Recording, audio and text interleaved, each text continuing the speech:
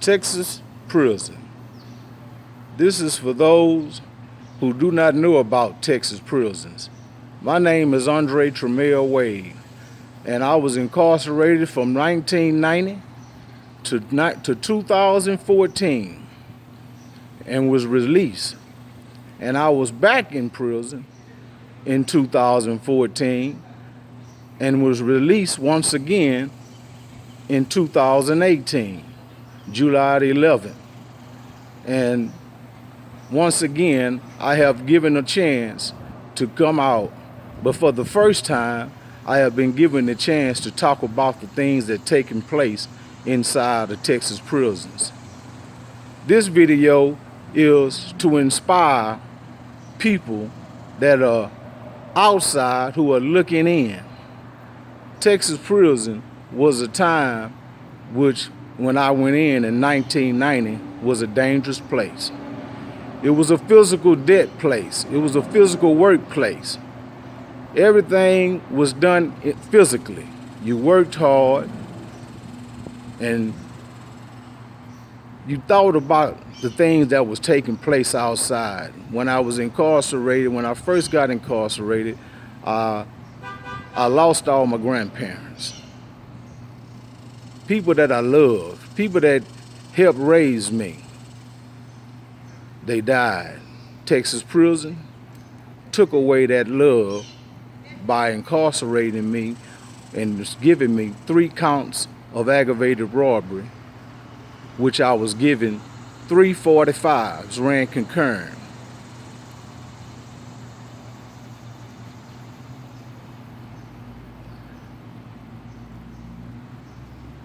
After I served 24 years, 8 months and some days for 2 counts of aggravated robbery that I didn't do, and 1 count I did do.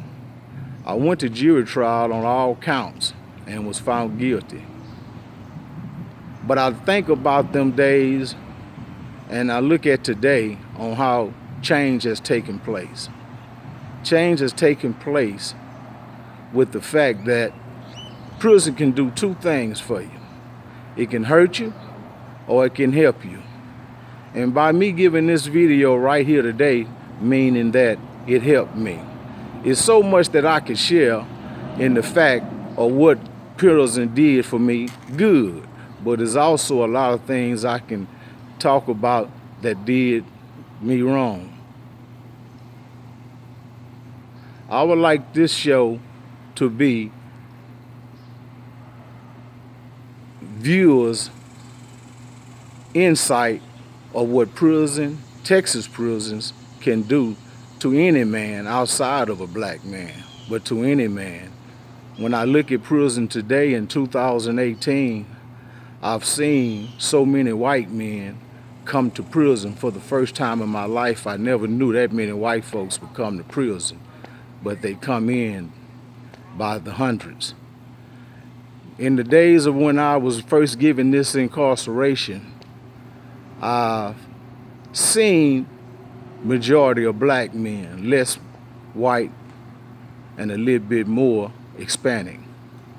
Texas prison is a place for no one.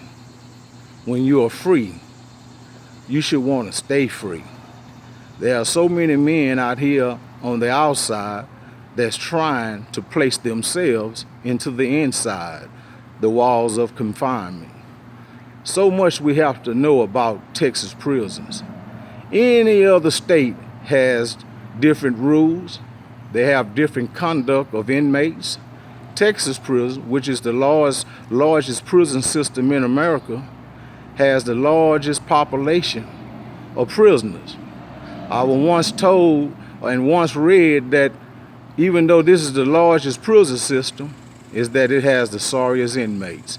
And you can say that by the fact that what goes on in the prisons, how they treat you, and how you work for free. They say they give you good time, and you have to do a certain amount of time. If you have to do 1/4 of your time, why are you doing a half? Why are you doing a whole? Texas prison is a place where they try to hold you for your life.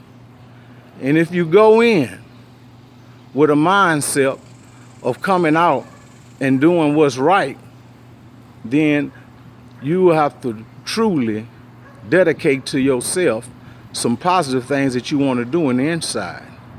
Because the same people that you left or was gone before you went is there. So when they see you, they try to indulge, get you to indulge in some of the things that's going on inside the walls. And like I said, the prison can do two things to you. It can hurt you or it can help you. We have to also remember that this park right here is where I'm videoing this video, is where all my sin and all my criminal activity started. And this park right here is where it led me to Texas prison. I've always seen and I've always read of other places, other states, and other prisoners doing the right things once they get out. But if you're doing the right thing when you get out, it's because you took the tools that the institution provided you with, and you had taken them out here and you utilized them.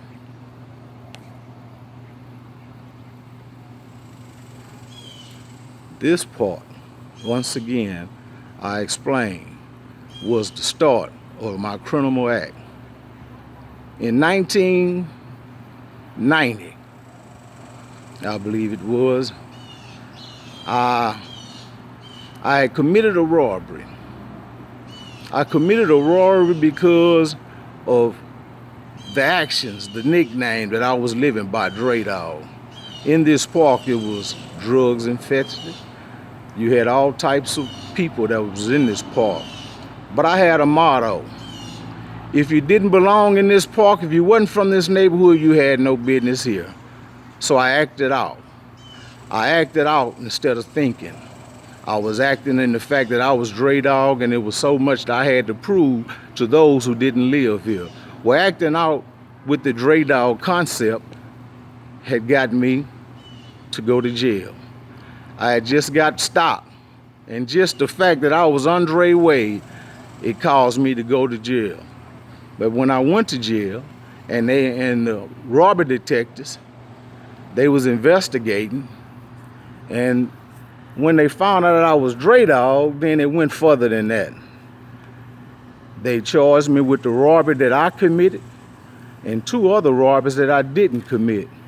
And them two other robberies occurred in this park, but not by Andre Wade.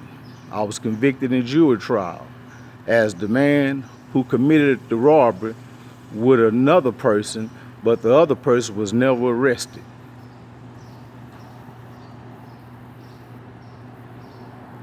I was never told on, I was never snitched on, or did I snitch on the individuals that committed the robbery, which I was aware of. It just was a code you just went by, you didn't tell on nobody. So I was forced to go to jury trial because I was offered 45 aggravated years, and I wasn't finna sign for no aggravated years, no way.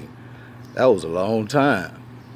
So I went to jury trial on all counts because I was given all counts.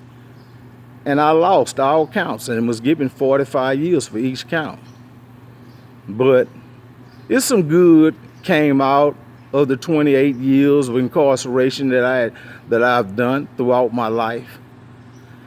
I went back on the violation in 2014, as I spoken of, and something told me to try to fill out the application with the Innocent Project people. And in 2015, my application was accepted. And the Project Innocent people, they took my case, which they are still working on my case right now today, and it's 2018. And from the evidence they have accumulated, they say it looks like I was innocent. I went through a lot of years. I was a part of the penitentiary game, not gangs, game. I was involved in a lot of things that took place. I probably hindered myself of the 20-something years than the state was. Because the state is set up to try to give you some things that you didn't have before when you came. But we do some of the things that we do out here and we do in there, and we still be caught up. And like I said, I lost all my grandparents. I lost my father. I lost my stepfather. These things you think about when you're incarcerated. Texas prison, they don't want to let you go to no funeral. So they don't care who it was, mother, daddy, they don't care who it was. And these things you have to put up with. All the struggles that's going on in your family's lives you have to put up with.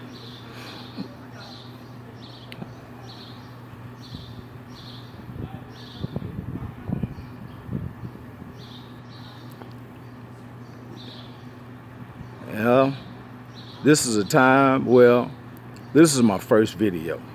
This is my first video, and I pray that in some form or in some fashion that you viewers would like to hear more that I have to express about my life in Texas prisons.